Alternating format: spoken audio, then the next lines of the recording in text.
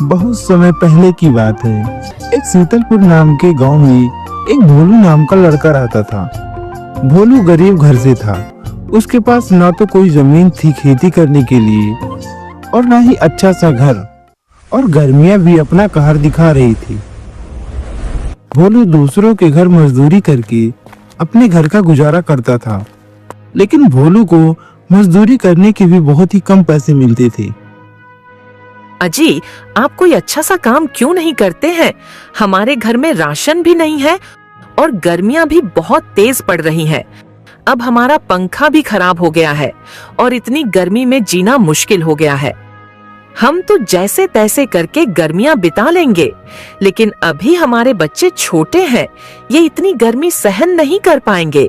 शांति, तुम्हारी बात तो ठीक है, लेकिन मैं क्या काम करूं? मुझे तो बस दिन भर के 100 रुपए ही मजदूरी मिलती है, जिससे मैं तो घर का खर्चा भी सही से नहीं चला पाता हूँ। हमारे घर में एक टाइम ही खाना बनता है। अजी, आपने जो अपने दोस्त को पैसे उधार दिए हो, तुम उनसे मांग क्यों नहीं लेते हो? अगर हम सब महंगा पंखा नहीं ले सकते, तो कम से कम सस्ता वाला तो ले ही सकते हैं। घर में खाने को नहीं है, कोई बात नहीं, लेकिन इतनी गर्मी में जीना मुश्किल हुआ है। हम एक टाइम खाना खाकर ही अपना गुजारा कर लेंगे, लेकिन अभी बच्चे बहुत छोटे हैं, इतनी गर्मी सहन नहीं कर पाएंगे। अच्छा ठीक है शांति, मैं आज ही अपने दोस्त के पास पैसे मांगने जाता हूँ। इतना कहकर भोलू अपने दोस्त के घर पर निकल पड़ा। गर्मी इतना तेज थी कि धूप में ठीक से चला भी नहीं जा रहा था।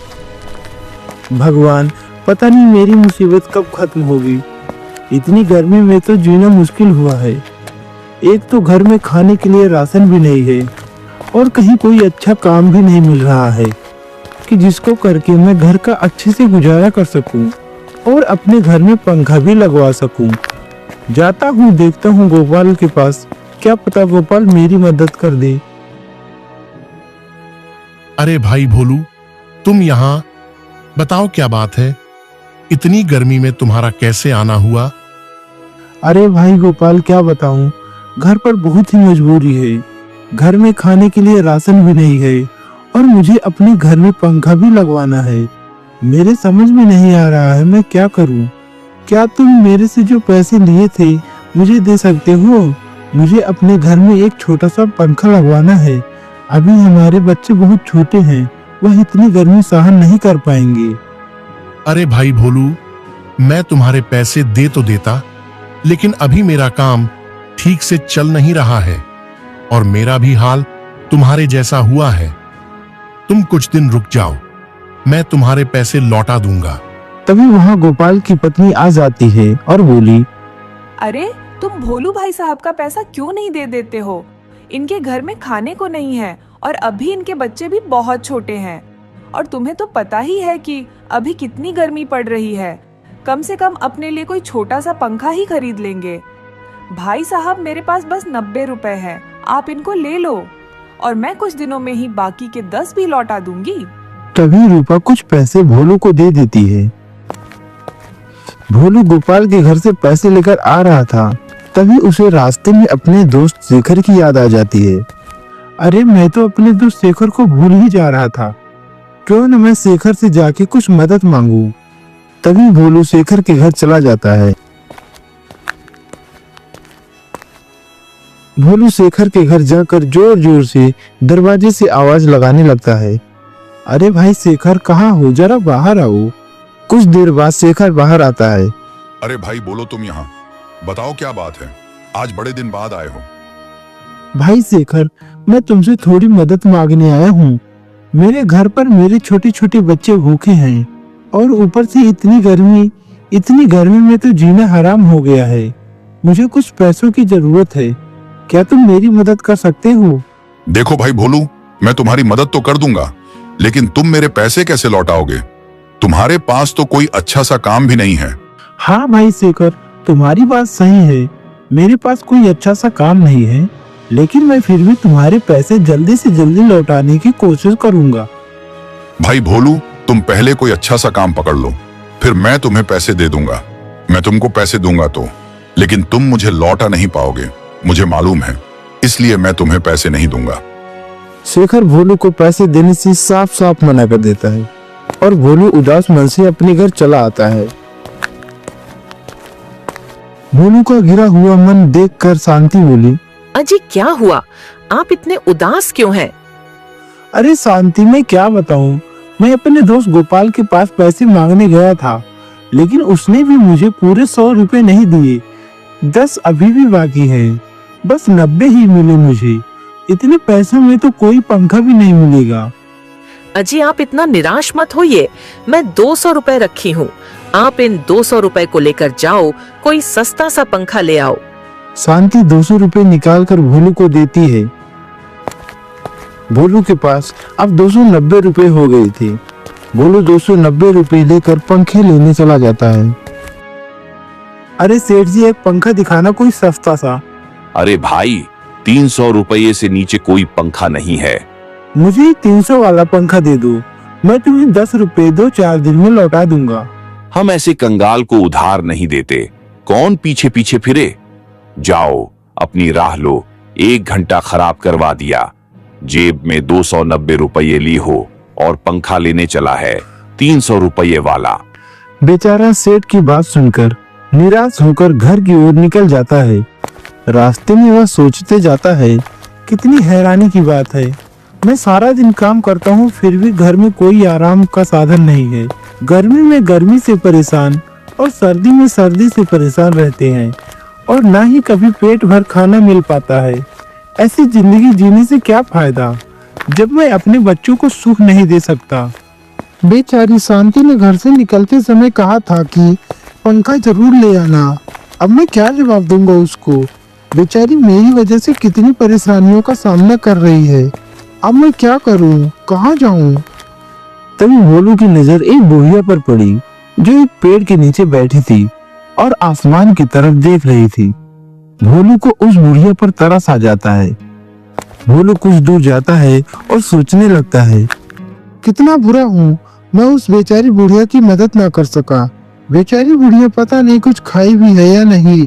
मुझे उस बुढ़िया औरत की मदद करनी चाहिए, नहीं तो इतनी गर्मी में उसकी जान भी जा सकती है। तभी भोलू उस बूढ़ी औरत के पास जाता है।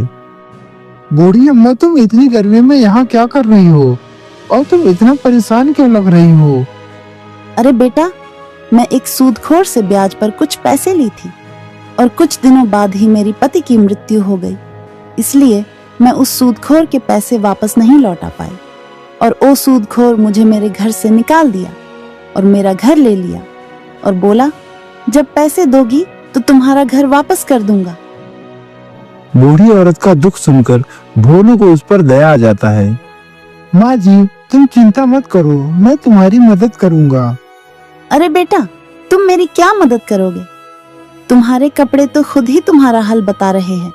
लेकिन माँ जी, क्या तुम्हारे कोई बेटा या बेटी नहीं है? बेटा, मेरे 2 बेटे हैं, उनको मैंने बहुत ही मुश्किल से पढ़ाया और लिखाया और जब उन दोनों की नौकरी लग गई तो उन्होंने मुझे लात मार दी और दोनों अपनी बीवी के साथ शहर में रहने लगे और जो जमीन थी उसे भी वो दोनों बेचकर आधा आधा पैसा ले लिया और मुझे एक भी पैसा नहीं दिया। माँ जी, ये लो 100 रुपए, तुम इसे सूदखोर को दे देना और अपना घर वापस ले लेना।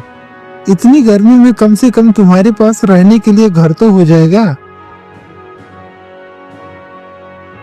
बेटा, तुम्हारा बहुत बहुत धन्यवाद। भगवान तुम जैसी औलाद सभी को दे। इतने बुरे स्थिति में भी तुम मेरी मदद कर रहे हो। बेटा, मेरी दुआ हमेशा तुम्हारे साथ है। तुम एक दिन बहुत बड़े आदमी बनोगे। उसके बाद भोलू अपने घर के लिए निकल जाता है। भोलू इस बात से दुखी था कि वह अपने बच्चों और पत्नी के लिए पंखा नहीं ले सका, लेकिन उसे इस बात की खुशी भी थी कि आज उसने किसी गरीब की मदद की है। और अब भोलू अपने घर पहुंच जाता है। अजी आप इतना निराश क्यों है और आप पंखा क्यों नहीं लेकर आए? उसके बाद भोलू सारी बात शांति को बताता है। अजी यह तो बहुत अच्छी बात है कि आपने उनकी मदद की, लेकिन आपको यह अभी ध्यान देना चाहिए कि हमारे घर में राशन भी नहीं है और बच्चों के लिए पंखा भी नहीं ले पाए आप। लेकिन कोई बात नहीं है, भगवान सब कुछ देख रहे हैं, वह हमारी कभी न कभी जरूर मदद करेंगे। शांति और भोलू आपस में बात कर ही रहे थे, तभी उसका बेटा राहुल बोला, मम्मी मम्मी, इतनी गर्मी है, मुझे आइसक्रीम खाने का मन कर रहा है। आप जाकर आइसक्रीम ले आओ। मेरे सभी दोस्त मागी मागी आइसक्रीम खाते हैं। राहुल की बात सुनकर शांति और भोलू दोनों निराश हो जाते हैं और तभी वहां मकान मालिक आ जाता है। अरे भोलू, तुम तो बोले थे कि तुम इस महीने मेरा किराया दे दोगे, लेकिन तुम इस महीने भी मेरा किराया नहीं दिए। हाँ मालिक, मैं आपको बोला था कि मैं इस महीने में आपके मकान का किराया दे दूंगा, लेकिन मालिक अभी मेरी बहुत ही बुरी स्थिति है। अभी तो मैं अपने घर में एक छोटा सा पंखा भी नहीं लगवा पा रहा हूँ।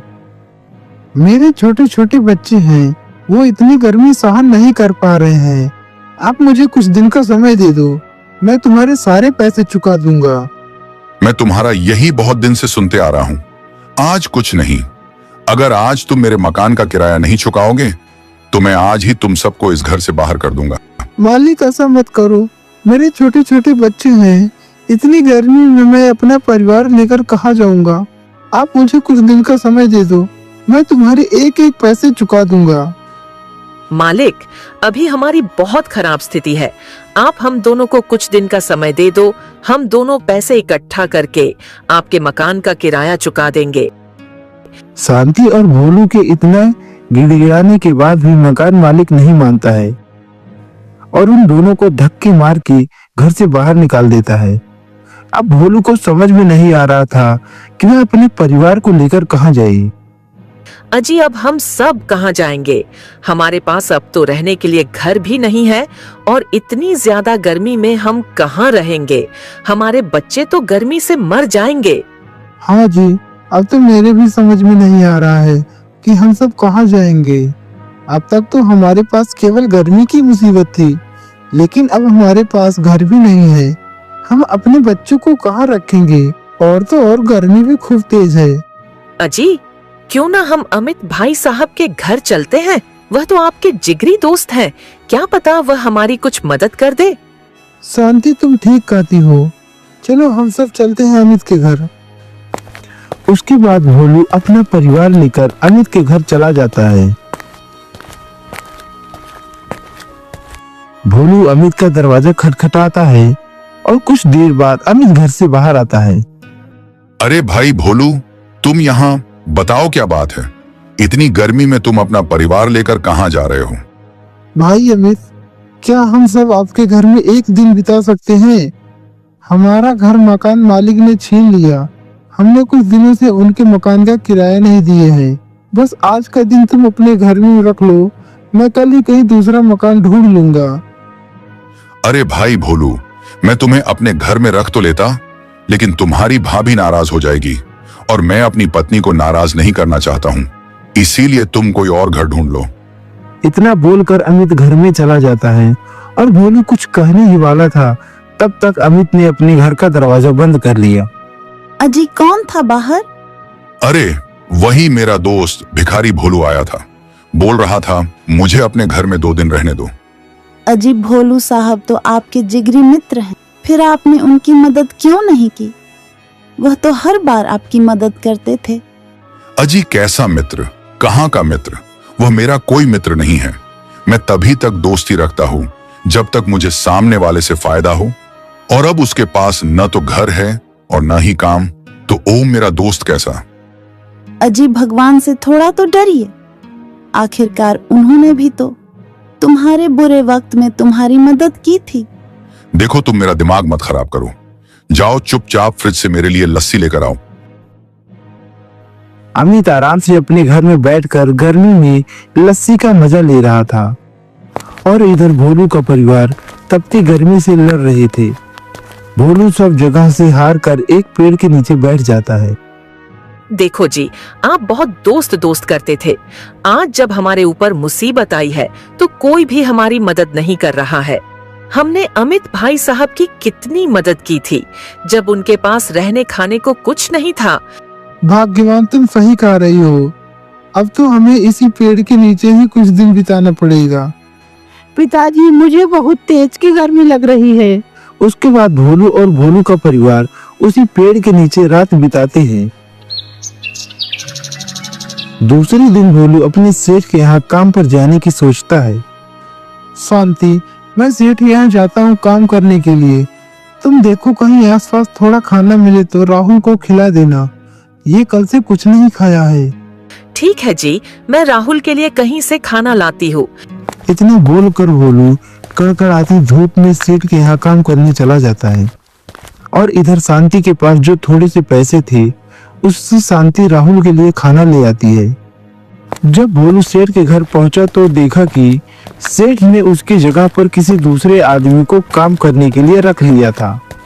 यह देखकर भोलू बहुत निराश हो जाता है और जाकर सेठ से बोलने लगता है, जी सेठ जी, मैं काम पर आ गया हूँ, बताओ क्या काम है। अरे मूर्ख, तुझे दिखाई नहीं दे रहा है? मैं तेरी जगह पर दूसरे को रख लिया हूं और अब तेरी यहाँ कोई जरूरत नहीं है। तू चला जा यहाँ से। एक दिन काम करता है तो 2 दिन छुट्टी करता है। चला जा अब यहाँ से, यहाँ तेरे लिए कोई काम नहीं है। अरे सेठ जी, ऐसा मत कहो, तुम्हारे अलावा मेरा इस दुनिया में कोई भी सहारा नहीं है। और तो और मैं इतनी गर्मी में अपना परिवार का गुजारा कैसे करूंगा। सेठ जी, मुझ गरीब पर रहम करो। देखो, अब मुझे तुम्हारी कोई जरूरत नहीं है। अब मेरे यहाँ तुम्हारे लिए कोई काम नहीं है। जाओ कहीं और काम देख लो। इतना बोलकर सेठ अपने घर से भोलू को भगा देता है। अब भोलू को समझ नहीं आ रहा था कि वह अपना परिवार लेकर कहाँ जाए और ऊपर से इतनी गर्मी में जीना मुश्किल हो गया था। भोलू उदास मन से अपने परिवार के पास चला आता है। अजी, क्या हुआ? आप इतने उदास क्यों हैं? और आज आप काम से बहुत जल्दी कैसे आ गए?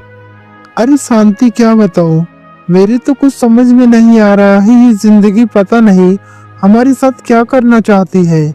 आज जब मैं सेठ के घर काम करने गया तो देखा कि सेठ जी ने मेरी जगह पर किसी और को काम पर रख लिया है। तभी शांति भगवान से प्रार्थना करने लगती है, हे भगवान, कुछ तो दया करो हम जैसे गरीब पर। तुम्हारे सिवा हमारा इस दुनिया में कोई भी नहीं है। शांति, अब हम सब शहर चलते हैं। गांव में तो हमारा कुछ भी नहीं बचा है। हम शहर चल के देखते हैं, क्या पता मुझे कोई काम मिल जाए। उसके बाद भोलू अपना परिवार लेकर शहर में निकल जाता है। गर्मी इतनी ज्यादा थी कि उन सभी से ठीक से चला भी नहीं जा रहा था, लेकिन फिर भी वह मुश्किलों का सामना करते करते शहर की तरफ बढ़ते चले गए। कुछ दूर जाने के बाद भोलू को रास्ते में एक साधु बाबा मिले। भोलू को इतना उदास और परेशान देखकर साधु बाबा भोलू से कहने लगे, अरे बेटा, तुम कौन हो और इतनी धूप में तुम अपना परिवार लेकर कहाँ जा रहे हो? बाबा, मेरा नाम भोलू है। मैं बहुत गरीब हूँ। मैं अपने मकान का किराया नहीं दे सका, इसलिए मुझे मेरे मकान मालिक ने घर से निकाल दिया और मैं जहाँ मजदूरी करता था उससे सेठ ने भी मुझे काम से निकाल दिया। भोलू ने जैसे ही साधु बाबा को सारी बात बताई, साधु बाबा तुरंत बोले, बेटा, मैं तुम्हारा तकलीफ समझ सकता हूँ। उसके बाद साधु बाबा भोलू के सामने 3 घड़ा रख दिए। बेटा, तुम इन तीनों घड़ों में से कोई एक घड़ा ले लो। अगर तुम्हारा कर्म अच्छा हुआ तो तुम्हें सोने चांदी मिलेंगे, और अगर तुम्हारा कर्म बुरा हुआ तो तुम्हें केवल कंकड़ और पत्थर ही मिलेंगे। कुछ देर सोचने के बाद भोलू इन तीनों घड़ों में से एक घड़ा उठाता है और जैसे ही भोलू ने घड़े को खोला तो भोलू और शांति की आंखें फटी की फटी रह गई, क्योंकि वह घड़ा एकदम सोने और चांदी से भरा हुआ था। बेटा, तुम्हारी किस्मत बहुत ही अच्छी है। शायद तुम कभी किसी का बुरा नहीं किए हो। बेटा, तुम इन सोने चांदी को लेकर जा सकते हो। उसके बाद भोलू अपने परिवार के लिए एक अच्छा सा घर ले लेता है और भोलू और भोलू का परिवार बहुत ही खुशहाली से अपनी जिंदगी बिताने लगे।